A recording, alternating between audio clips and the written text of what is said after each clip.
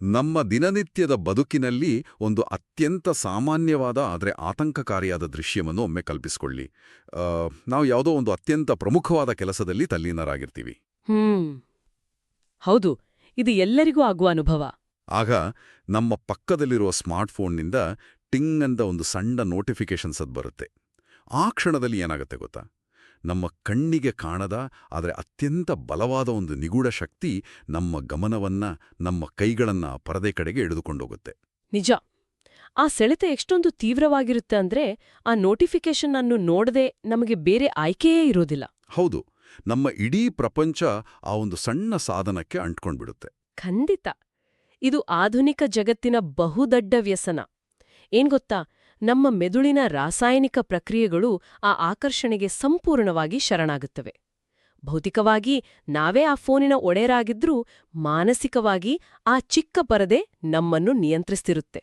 ಅಬ್ಬಾ, ಇದು ಕೇಳಕ್ಕೆ ಸ್ವಲ್ಪ ಭಯಾನಕ ಅಲ್ವಾ? ಹೌದು, ಆಕರ್ಷಣೆಯನ್ನು ಕಣ್ಣಾರೆ ನೋಡಲು ಸಾಧ್ಯವಿಲ್ಲ. ಆದ್ರೆ ನಮ್ಮ ನಡವಳಿಕೆಯ ಮೇಲೆ ಅದರ ಪರಿಣಾಮ ಅತ್ಯಂತ ಸ್ಪಷ್ಟವಾಗಿ ಗೋಚರಿಸುತ್ತೆ. ಆದರೆ ಇಲ್ಲಿ ನಾವೊಂದು ಪ್ರಶ್ನೆಯನ್ನ ಕೇಳ್ಕೊಳ್ಬೇಕು. ಇಂತಹ ಅಗಾಧವಾದ ಆಕರ್ಷಣೆಗಳ ನಡುವೆ ಬದುಕುತ್ತಿರುವ ನಾವು ಒಂದು ವೇಳೆ ದಿಢೀರ್ನೆ ಆ ಒಳಬರುವ ಸೆಳೆತವನ್ನು, ಆ ಪ್ರಚೋದನೆಯನ್ನು ಸಂಪೂರ್ಣವಾಗಿ ನಿರ್ಲಕ್ಷಿಸುವ ಅಂದ್ರೆ ಅದರ ಬಗ್ಗೆ ಯಾವುದೇ ಪ್ರತಿಕ್ರಿಯೆ ನೀಡದ ಅದ್ಭುತವಾದ ಶಕ್ತಿಯನ್ನ ಪಡೆದುಕೊಂಡರೆ ಹೇಗಿರುತ್ತೆ? ಓಹೋ, ಅದು ನಿಜಕ್ಕೂ ಒಂದು ಮುಕ್ತವಾದ ಸ್ಥಿತಿ ಅಲ್ವಾ? ಆಕರ್ಷಕವಾದ ಜಗತ್ತು ನಮ್ಮ ಕಣ್ಣೆದುರಿಗೆ ಇದ್ರೂ ಅದು ನಮ್ಮನ್ನು ವಿಚಲಿತಗೊಳಿಸಲು ವಿಫಲವಾದರೆ ಅದು ಎಂತಹ ಅದ್ಭುತವಾದ ಸ್ಥಿತಿ! ಆ ನಿಗೂಢವಾದ, ಪ್ರಬಲವಾದ ಅನಾಸಕ್ತಿಯ ಸ್ಥಿತಿಯೇ ಇಂದಿನ ನಮ್ಮ ಈ ಮೂಲಗಳ ಆಳವಾದ ಶೋಧನೆಯ ಪ್ರಮುಖ ವಿಷಯ. ಪ್ರಪಂಚದಲ್ಲಿದ್ದುಕೊಂಡೇ ಪ್ರಪಂಚದಿಂದ ಮಾನಸಿಕವಾಗಿ ಹೊರವುಳಿಯುವುದು ಹೇಗೆ ಎಂಬುದು ಶತಮಾನಗಳಿಂದ ಮನುಷ್ಯನನ್ನು ಕಾಡುತ್ತಿರುವ ಬಹುದೊಡ್ಡ ತಾತ್ವಿಕ ಪ್ರಶ್ನೆ. ಹೌದು. ಅತ್ಯುತ್ಸಾಹದಿಂದ ಈ ಜ್ಞಾನದ ಒಳಹೊಕ್ಕಿಗೆ ಸ್ವಾಗತ. ಇಂದು ನಾವು ಆಧ್ಯಾತ್ಮಿಕ ಜಗತ್ತಿನ ಅತ್ಯಂತ ಗಹನವಾದ ರಹಸ್ಯವೊಂದನ್ನು ಭೇದಿಸಲಿದ್ದೇವೆ. ಖಂಡಿತ. ಮತ್ತು ಈ ಪ್ರಶ್ನೆಗೆ ಉತ್ತರವನ್ನು ಹುಡುಕುವ ಪ್ರಯತ್ನದಲ್ಲಿ ನಾವಿಂದು ಒಂದು ಅತ್ಯಮೂಲ್ಯವಾದ ಆಕರ ಗ್ರಂಥದ ಸಹಾಯವನ್ನು ಪಡೆಯುತ್ತಿದ್ದೇವೆ. ನಿಜ. ಶಿವಮೊಗ್ಗದ ಶ್ರೀಮತಿ ವಿದ್ಯಾಭಾರತಿ ಮೆಮೋರಿಯಲ್ ಟ್ರಸ್ಟ್ ಪ್ರಕಟಿಸಿರುವ ಗ್ರಂಥಮಾಲಾ 3 ಆಧ್ಯಾತ್ಮಜ್ಞಾನ, ಇದರ 17ನೇ ಸಂಚಿಕೆಯನ್ನೇ ನಾವಿಂದು ಪ್ರಮುಖವಾಗಿ ವಿಶ್ಲೇಷಿಸುತ್ತಿರುವುದು. ಶ್ರೀಯುತ ವಿಜಯೇಂದ್ರ ರಾಮನಾಥ ಭಟ್ಟರ ವ್ಯವಸ್ಥಾಪಕತ್ವದಲ್ಲಿ ಬಂದಿರುವ ಈ ಗ್ರಂಥಮಾಲೆ ಈ ಹಿಂದೆ ಕೂಡ ಬೃಹತ್ ಕಾರ್ಯಗಳನ್ನು ಮಾಡಿದೆ. ಹೌದು, 1752 ಪುಟಗಳ ವಿಷ್ಣು ಸಹಸ್ರನಾಮದ ಗಹನ ವಿಶ್ಲೇಷಣೆ ಹಾಗೂ 800 ಪುಟಗಳ ಭಕ್ತಿಯುಕ್ತ, ಕರ್ಮಯೋಗ ಮತ್ತು ಜ್ಞಾನಯೋಗದಂಥ ದೊಡ್ಡ ಕೃತಿಗಳನ್ನು ಹೊರತಂದಿದ್ದಾರೆ. ನಿಜ. ಆದರೆ ಇಂದಿನ ನಮ್ಮ ಗುರಿ ಬಹಳ ನಿರ್ದಿಷ್ಟವಾಗಿದೆ. ಹೌದು. ಈ ಸಂಚಿಕೆಯಲ್ಲಿ ವಿವರಿಸಲಾಗಿರುವ ನಾರದ ಭಕ್ತಿ ಸೂತ್ರದ 8 ಮತ್ತು 9ನೇ ಸೂತ್ರಗಳ ಆಧಾರದ ಮೇಲೆ ನಾವೊಂದು ಮುಖ್ಯ ಪ್ರಶ್ನೆಯನ್ನು ಎತ್ತಿಕೊಳ್ಳಲಿದ್ದೇವೆ. ಭಕ್ತಿ ಎಂದರೆ ಕೇವಲ ಭಾವನಾತ್ಮಕ ಉದ್ರೇಕವೇ? ಇಲ್ಲವೇ ಇಲ್ಲ. ಪ್ರಾಪಂಚಿಕ ವ್ಯಾಮೋಹ ಮತ್ತು ಆಧ್ಯಾತ್ಮಿಕ ಭಾಷೆಯಲ್ಲಿ ಹೇಳುವ ನಿರೋಧದ ನಡುವಿನ ಸೂಕ್ಷ್ಮ ಆದರೆ ಕರಾರುವಕ್ಕಾದ ವ್ಯತ್ಯಾಸಗಳೇನು? ಬದುಕಿನಲ್ಲಿ ಇದನ್ನು ಅಳವಡಿಸಿಕೊಳ್ಳುವುದು ನಿಜಕ್ಕೂ ಸಾಧ್ಯವೇ? ಇದನ್ನೇ ನಾವಿಂದು ಶೋಧಿಸಲಿದ್ದೇವೆ. ಈ ಜ್ಞಾನದ ಶೋಧನೆಯಲ್ಲಿ ನಾವು ಮೊದಲು ಅರ್ಥ ಮಾಡ್ಕೊಳ್ಬೇಕಾದ್ದು ಇದರ ತಾತ್ವಿಕ ತಳಹದಿಯನ್ನು. ನಮ್ಮ ಮೂಲ ಸಾಮಗ್ರಿಯು ಶ್ರೀಮನ್ ಮಧ್ವಾಚಾರ್ಯರ ಕೊಡುಗೆಯನ್ನು ಮತ್ತು ಅವರ ತಾತ್ವಿಕ ನಿಲುವನ್ನು ಬಹಳ ಸುಂದರವಾಗಿ ಪ್ರಸ್ತಾಪಿಸುತ್ತೆ. ಮಧ್ವಾಚಾರ್ಯರ ತಾತ್ವಿಕ ನಿಲುವು ಅಂದ್ರೆ ಸರ್ವಮೂಲದ ಬಗ್ಗೆ ಅಲ್ವಾ? ಹೌದು. ಮಧ್ವಾಚಾರ್ಯರ ಬ್ರಹ್ಮಸೂತ್ರ ಭಾಷ್ಯ, ಗೀತಾಭಾಷ್ಯ, ಮಹಾಭಾರತ ತಾತ್ಪರ್ಯ ನಿರ್ಣಯ, ಭಾಗವತ ತಾತ್ಪರ್ಯ ನಿರ್ಣಯ ಮುಂತಾದ ಒಟ್ಟು 37 ಗ್ರಂಥಗಳ ಬೃಹತ್ ಸಮೂಹವನ್ನು ಸರ್ವಮೂಲ ಅಂತ ಕರೆಯಲಾಗುತ್ತೆ. ಇದೊಂದು ಅಗಾಧವಾದ ಜ್ಞಾನದ ಸಾಗರ. ಅಲ್ಲ, 1 ನಿಮಿಷ, 37 ಗಹನವಾದ ಗ್ರಂಥಗಳು? ಹೌದು, 37. ಆಧುನಿಕ ಮನುಷ್ಯನಿಗೆ ಒಂದು ಸಣ್ಣ ಲೇಖನವನ್ನು ಓದಲೇ ಸಮಯವಿಲ್ಲದಿರುವಾಗ ಇಷ್ಟೊಂದು ಬೃಹತ್ ಜ್ಞಾನಭಂಡಾರವನ್ನು ಓದಿ ಅರಗಿಸಿಕೊಂಡು ಬದುಕಿನಲ್ಲಿ ಅಳವಡಿಸಿಕೊಳ್ಳುವುದು ಹೇಗೆ ಸಾಧ್ಯ? ಇದು ಕೇವಲ ಪಂಡಿತರಿಗೆ, ವಿದ್ವಾಂಸರಿಗೆ ಮಾತ್ರ ಸೀಮಿತವಾದ ವಿಚಾರವಲ್ವೇ? ನೋಡಿ, ಇಲ್ಲಿನ ಅತ್ಯಂತ ಆಕರ್ಷಕವಾದ ಅಂಶವೆಂದೇ ಅದೇ. ಅಷ್ಟು ದೊಡ್ಡ ಜ್ಞಾನದ ಸಾಗರವನ್ನು ಸಾಮಾನ್ಯ ಸಾಧಕನಿಗೆ ಹೇಗೆ ತಲುಪಿಸುವುದು ಎಂಬ ಸವಾಲಿಗೆ ಶ್ರೀ ವ್ಯಾಸತೀರ್ಥರು ಒಂದು ಅದ್ಭುತವಾದ ಪರಿಹಾರವನ್ನು ನೀಡಿದರು. ಪರಿಹಾರ ಏನದು? ಅವರು ಆ 37 ಗ್ರಂಥಗಳಲ್ಲಿ ಪ್ರತಿಪಾದಿಸಿದ 9 ಮುಖ್ಯ ತತ್ವಗಳನ್ನು ಅಥವಾ ಪ್ರಮೇಯಗಳನ್ನು ಹೆಕ್ಕಿ ತೆಗೆದ್ರು. ಅವನ್ನೆಲ್ಲ ಕೇವಲ ಒಂದೇ ಒಂದು ಶ್ಲೋಕದಲ್ಲಿ ನವಪ್ರಮೇಯ ರತ್ನಮಾಲಾ ಅಂತ ಅತ್ಯಂತ ಸುಂದರವಾಗಿ ಪೋಣಿಸಿದ್ರು. ವಾವ್, ಕೇವಲ ಒಂದು ಶ್ಲೋಕದಲ್ಲಿ. ಹೌದು. ಹರಿಹಿ ಪರತರಃ ಸತ್ಯಂ ಜಗತ್ ತತ್ವತೋ ಭೇದಃ ಹೀಗೆ ಸಾಗುವ ಈ 9 ಪ್ರಮೇಯಗಳು ಇಡೀ ಮಧ್ವ ಸಿದ್ಧಾಂತದ ರಕ್ತನಾಳಗಳಿದ್ದಂತೆ. ಇದರಲ್ಲಿ ನಾವು ಇಂದು ವಿಶೇಷವಾಗಿ ಗಮನಿಸಬೇಕಾದ್ದು 7ನೇ ಪ್ರಮುಖ ತತ್ವವನ್ನು. 7ನೇ ತತ್ವ ಅದ್ಯಾವುದು? ಅದೇ ಅಮಲ ಭಕ್ತಿಶ್ಚ ತತ್ಸಾಧನಂ. ಅಂದ್ರೆ ನಿಷ್ಕಲ್ಮಶವಾದ, ಯಾವುದೇ ಲೌಕಿಕ ಕಲ್ಮಶವಿಲ್ಲದ ಅಮಲವಾದ ಭಕ್ತಿಯೇ ಮುಕ್ತಿಗಿರುವ ಏಕೈಕ ಸಾಧನ ಎಂಬುದು. ಸರಿ, ಇದನ್ನ ಸ್ವಲ್ಪ ಬಿಡಿಸಿ ನೋಡೋಣ. ಈ 9 ತತ್ವಗಳು ಒಂದು ಅತ್ಯಂತ ಸುಂದರವಾದ ಬೃಹತ್ ಅರಮನೆಯ ನಕ್ಷೆಯಾಗಿದ್ರೆ, ಅದರಲ್ಲಿ ಅಮಲಾಭಕ್ತಿ ಎನ್ನುವುದು ಆ ಅರಮನೆಯನ್ನು ಪ್ರವೇಶಿಸಲು ಇರುವ ಏಕೈಕ ಮುಖ್ಯ ದ್ವಾರವಿದ್ದಂತೆ. ಹೌದಲ್ಲವೇ? ನಿಖರಾದ ವಿಶ್ಲೇಷಣೆ ಅಲ್ವಾ? ನಾವು ನಕ್ಷೆಯನ್ನು ಎಷ್ಟೇ ಕರಗತ ಮಾಡಿಕೊಂಡಿದ್ದರೂ, ನಮ್ಮ ಬಳಿ ಎಷ್ಟೇ ತಾತ್ವಿಕ ಪಾಂಡಿತ್ಯವಿದ್ದರೂ, ಅರಮನೆಯೊಳಗೆ ಹೋಗಬೇಕೆಂದರೆ ಆ ಭಕ್ತಿ ಎಂಬ ಬಾಗಿಲಿನ ಮೂಲಕವೇ ಸಾಗಬೇಕು. ಕೇವಲ ತರ್ಕದಿಂದ ಬಾಗಿಲು ತೆರೆಯುವುದಿಲ್ಲ. ಹೌದು. ಅರಮನೆಯ ಹೊರಗೆ ನಿಂತು ನಕ್ಷೆಯ ಬಗ್ಗೆ ಗಂಟೆಗಟ್ಲೆ ಭಾಷಣ ಮಾರಬಹುದು, ಆದ್ರೆ ಒಳಗಿನ ಅನುಭವ ಸಿಗುವುದಿಲ್ಲ.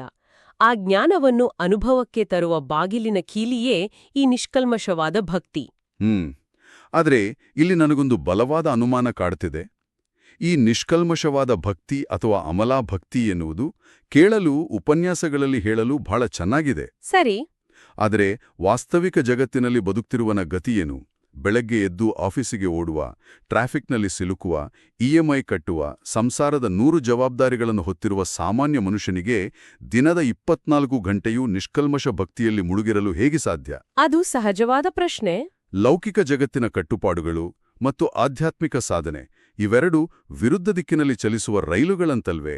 ಮೇಲ್ನೋಟಕ್ಕೆ ಹಾಗೆ ಅನ್ನಿಸುತ್ತೆ. ಮತ್ತು ಈ ಗೊಂದಲವೇ ನಮ್ಮನ್ನು ನೇರವಾಗಿ ನಾರದ ಭಕ್ತಿ ಸೂತ್ರದ 8ನೇ ಸೂತ್ರದ ಕಡೆಗೆ ಕರೆದೊಯ್ಯುತ್ತೆ. ಈ ಸೂತ್ರ ನಾವು ಅಂದ್ಕೊಂಡಿರುವ ಆಧ್ಯಾತ್ಮದ ವ್ಯಾಖ್ಯಾನವನ್ನೇ ಬುಡಮೇಲು ಮಾಡುತ್ತೆ. ಓ, ಹೇಗೆ? ಸೂತ್ರ 8 ಹೀಗೆ ಹೇಳುತ್ತೆ: ನಿರೋಧಸ್ತು ಲೋಕವೇದ ವ್ಯಾಪಾರನ್ಯಾಸಃ.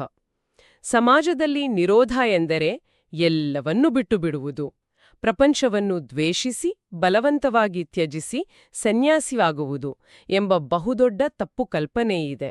ಹೌದು, ನಾವೆಲ್ಲ ಹಾಗೆ ಅಂದ್ಕೊಂಡಿದ್ದೀವಿ. ಆದರೆ ನಮ್ಮ ಮೂಲ ಗ್ರಂಥವು ಇದನ್ನು ಬಹಳ ಸ್ಪಷ್ಟವಾಗಿ ನಿರಾಕರಿಸುತ್ತೆ.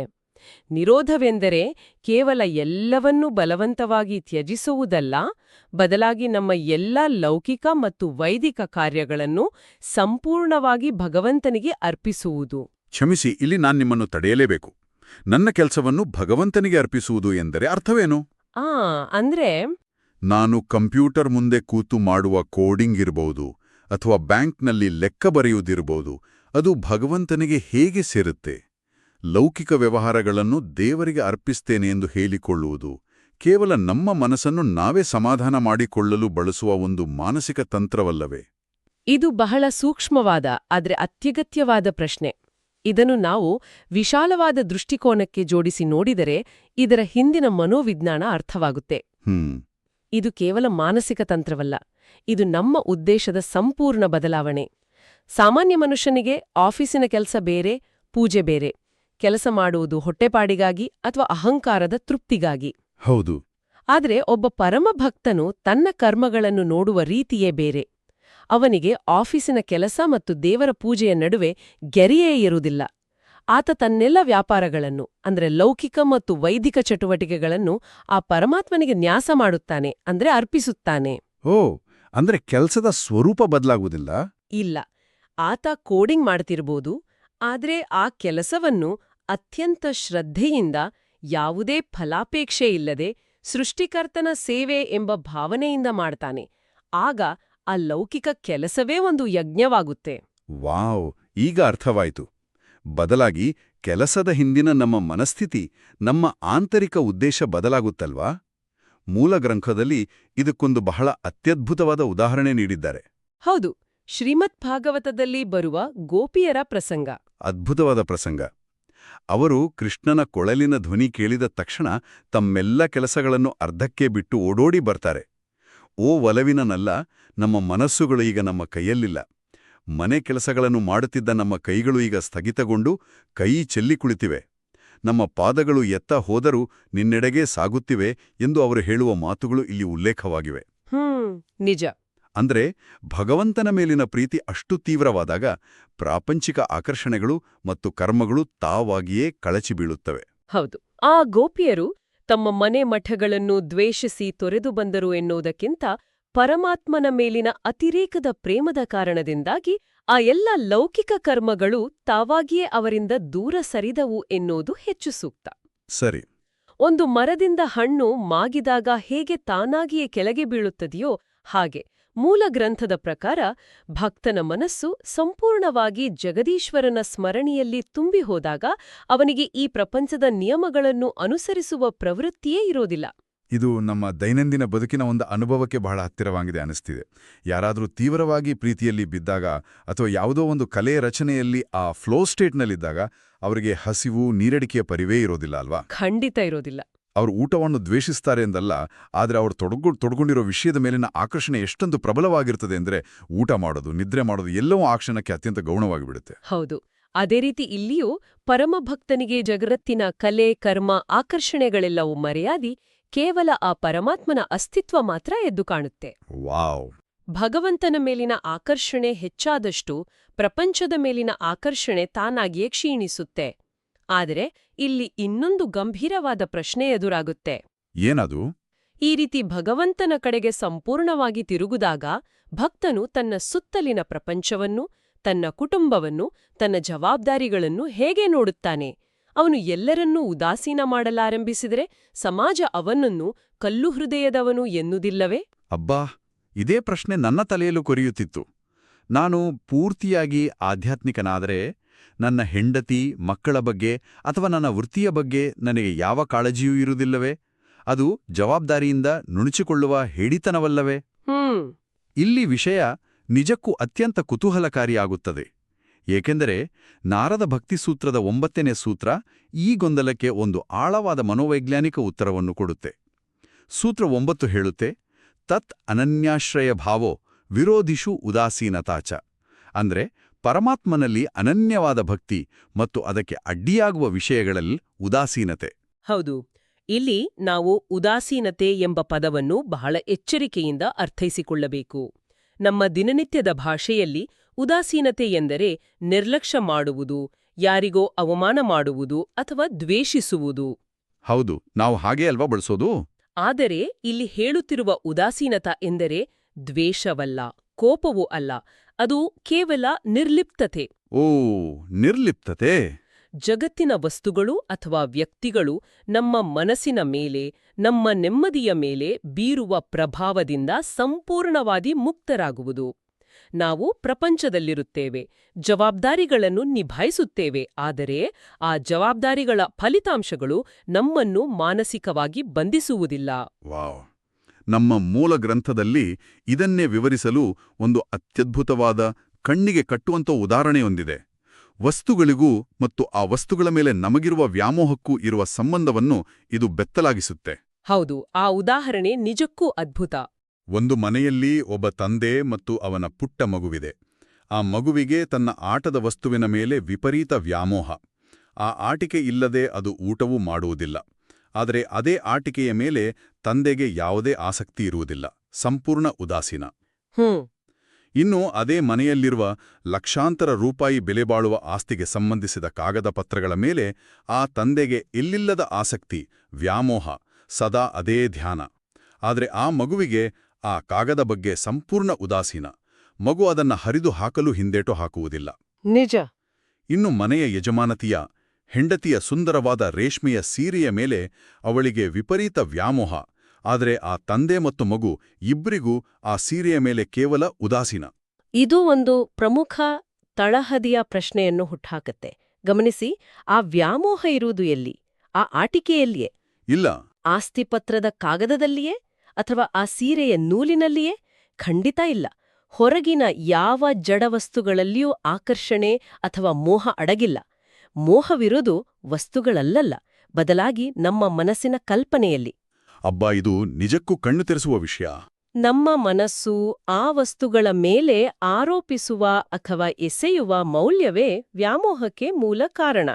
ಮನುಷ್ಯನ ಮನಸ್ಸು ವಿಷಯ ವಸ್ತುಗಳ ಮೇಲೆ ತನ್ನ ಮೋಹಾಂಧ ಕಲ್ಪನೆಯ ಪ್ರಭಾವಳಿಯನ್ನು ಧರಿಸಿದಾಗ ಮಾತ್ರ ಆ ವಸ್ತುಗಳು ಅವನನ್ನು ಬಂಧಿಸಲು ಸಾಧ್ಯ.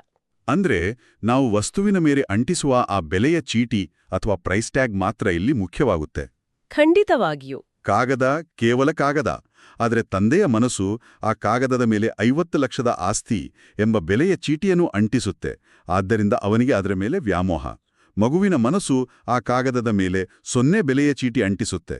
ಆದ್ದರಿಂದ ಮಗುವಿಗೆ ಉದಾಸೀನ. ಹೌದು, ವಸ್ತುವಿಗೂ ನಮ್ಮ ಆಕರ್ಷಣೆಗೂ ಸಂಬಂಧವೇ ಇಲ್ಲ. ನಾವು ವಜ್ರವನ್ನು ಅತ್ಯಮೂಲ್ಯ ಎಂದುಕೊಳ್ಳುತ್ತೇವೆ, ಆದರೆ ಒಂದು ಕೋತಿಗೆ ಆ ವಜ್ರವನ್ನು ಕೊಟ್ರೆ ಅದು ಅದನ್ನು ಬಿಸಾಡಿ ಒಂದು ಬಾಳೆಹಣ್ಣನ್ನು ಆರಿಸಿಕೊಳ್ಳುತ್ತೆ, ಏಕೆಂದರೆ ಕೋತಿಯ ಮೆದುಳಿನಲ್ಲಿ ವಜ್ರಕ್ಕೆ ಬೆಲೆಯಿಲ್ಲ. ನಿಖರವಾಗಿ ಆ ವಸ್ತುಗಳು ತಮ್ಮ ಪಾಟಿಗೆ ತಾವಿರುತ್ತವೆ, ನೋಡುವನ ಇಚ್ಛೆಯಂತೆ ಮತ್ತು ಅವನ ಮನಸ್ಸಿನ ಕಲ್ಪನೆಗಳಿಗೆ ಅನುಗುಣವಾಗಿ ಆ ವಸ್ತುಗಳು ಆಕರ್ಷಣೆಯ ಅಥವಾ ದ್ವೇಷದ ರೂಪವನ್ನು ಪಡೆದುಕೊಳ್ಳುತ್ತವೆ. ಈಗ ಶ್ರೀಮನ್ನಾರಾಯಣನ ನಿರಂತರ ಸ್ಮರಣೆಯಲ್ಲಿರುವ ಭಕ್ತನ ಮನೋಸ್ಥಿತಿಯನ್ನು ಯೋಚಿಸಿ.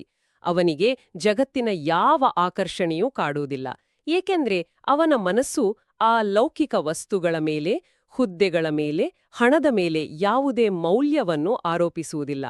ಓಹ್, ಬೆಲೆಯ ಚೀಟಿ 0 ಆಗ್ಬಿಡುತ್ತೆ. ಹೌದು, ಅವನ ಒಳಗಿನ ಅಧ್ಯಾತ್ಮದ ಎಚ್ಚರವು ಹೊರಗಿನ ವಸ್ತುಗಳ ಬೆಲೆಯ ಚೀಟಿಯನ್ನು ಅಳಿಸಿ ಹಾಕಿರುತ್ತದೆ. ಅವನ ಪಾಲಿಗೆ ಏಕೈಕ ಮೌಲ್ಯಯುತವಾದ ವಿಷಯವೆಂದರೆ ಅದು ಪರಮಾತ್ಮ ಮಾತ್ರ. ಹಾಗಾದ್ರೆ ಇವೆಲ್ಲದರ ಒಟ್ಟಾರೆ ಅರ್ಥವೇನು, ಸಾರಾಂಶವೇನೆಂದ್ರೆ ನಾವು ಪ್ರಾಪಂಚಿಕ ವಸ್ತುಗಳಿಂದ, ಜವಾಬ್ದಾರಿಗಳಿಂದ ದೂರ ಓಡಬೇಕಾಗಿಲ್ಲ, ಕಾಡಿಗೆ ಹೋಗಿ ಕುಳಿತುಕೊಳ್ಬೇಕಾಗಿಲ್ಲ. ಇಲ್ಲವೇ ಇಲ್ಲ. ಬದಲಾಗಿ ಆ ವಸ್ತುಗಳ ಮೇಲಿರುವ ನಮ್ಮ ಮನಸ್ಸಿನ ಬೆಲೆಯ ಚೀಟಿಯನ್ನು ಬದಲಾಯಿಸುವ ಕಲೆ ಕರಗತವಾದರೆ ಸಾಕು, ಹೌದಲ್ವೇ? ನಾವು ಜಗತ್ತಿನಲ್ಲೇ ಇದ್ದರೂ ಜಗತ್ತು ನಮ್ಮ ಒಳಗಡೆ ಇರುವುದಿಲ್ಲ. ಎಂತಹ ಅದ್ಭುತವಾದ ಆಳವಾದ ತಾತ್ವಿಕ ನಿಲುವಿದು. ಹೌದು, ಇದು ಆಧ್ಯಾತ್ಮ ಮತ್ತು ಮನೋವಿಜ್ಞಾನದ ಅತ್ಯಂತ ಸುಂದರವಾದ ಮಿಲನ. ನಾವು ಪ್ರಪಂಚವನ್ನು ದ್ವೇಷಿಸಬೇಕಾಗಿಲ್ಲ, ಕೇವಲ ಅದರ ಅಸಲಿ ಸ್ವರೂಪವನ್ನು ಅರ್ಥಮಾಡಿಕೊಳ್ಳಬೇಕು. ನಿಜ. ಆ ಕಲ್ಪನೆಗಳನ್ನು ನಾವು ಭಗವಂತನ ಕಡೆಗೆ, ಶಾಶ್ವತ ಸತ್ಯದ ಕಡೆಗೆ ತಿರುಗಿಸಿದಾಗ ನಾವು ಲೌಕಿಕದ ಮಧ್ಯೆಯೂ ನಿಜವಾದ ಸ್ವತಂತ್ರರಾಗುತ್ತೇವೆ. ನಾರದ ಭಕ್ತಿ ಸೂತ್ರಗಳು ನಮಗೆ ಕಲಿಸುವ ಅತಿದೊಡ್ಡ ಪಾಠವೇ ಇದು. ನಿಜಕ್ಕೂ ಇಂದಿನ ಈ ಚರ್ಚೆ ನಮ್ಮ ದೃಷ್ಟಿಕೋನವನ್ನೇ ಬದಲಾಯಿಸುವಂತಿತ್ತು. ಶ್ರೀಮತಿ ವಿದ್ಯಾಭಾರತಿ ಮೆಮೋರಿಯಲ್ ಟ್ರಸ್ಟ್ ಹೊರತಂದಿರುವ ಈ ಗಹನವಾದ ಗ್ರಂಥದಿಂದ ನಾವು ಕಲಿತ ಮುಖ್ಯ ಅಂಶಗಳನ್ನು ಒಮ್ಮೆ ಮರುಮೆಲುಕು ಹಾಕೋಣ. ಖಂಡಿತ.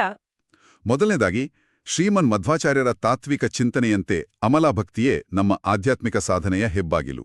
ಹೌದು.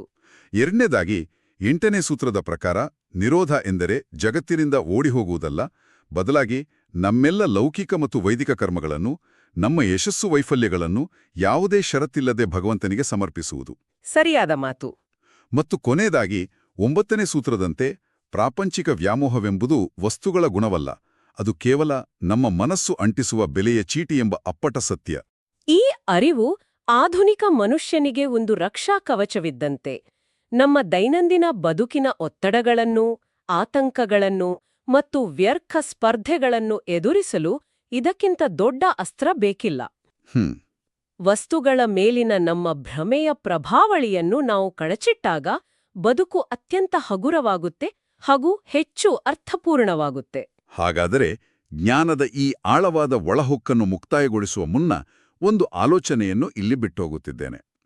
ಇನ್ನು ಮುಂದೆ ಪ್ರಪಂಚದ ಯಾವುದಾದರೂ ವಸ್ತುವಿನ ಬಗ್ಗೆ, ಕಚೇರಿಯಲ್ಲಿ ಸಿಗಬೇಕಾಗಿದ್ದ ಯಾವುದೋ ಹುದ್ದೆಯ ಬಗ್ಗೆ ಅಥವಾ ಯಾರೋ ಆಡಿದ ಮಾತಿನ ಬಗ್ಗೆ ನಮಗೆ ಅತಿಯಾದ ವ್ಯಾಮೋಹ, ಸಿಟ್ಟು ಅಥವಾ ಹತಾಶೆ ಉಂಟಾದರೆ, ಆ ಹೊರಗಿನ ವಸ್ತುವನ್ನು ಅಥವಾ ವ್ಯಕ್ತಿಯನ್ನು ದೂಷಿಸುವ ಬದಲು ಒಂದು ಕ್ಷಣ ಕಣ್ಣು ಮುಚ್ಚಿ ನಮ್ಮದೇ ಮನಸ್ಸನ್ನು ಒಮ್ಮೆ ಇಣುಕಿ ನೋಡೋಣ.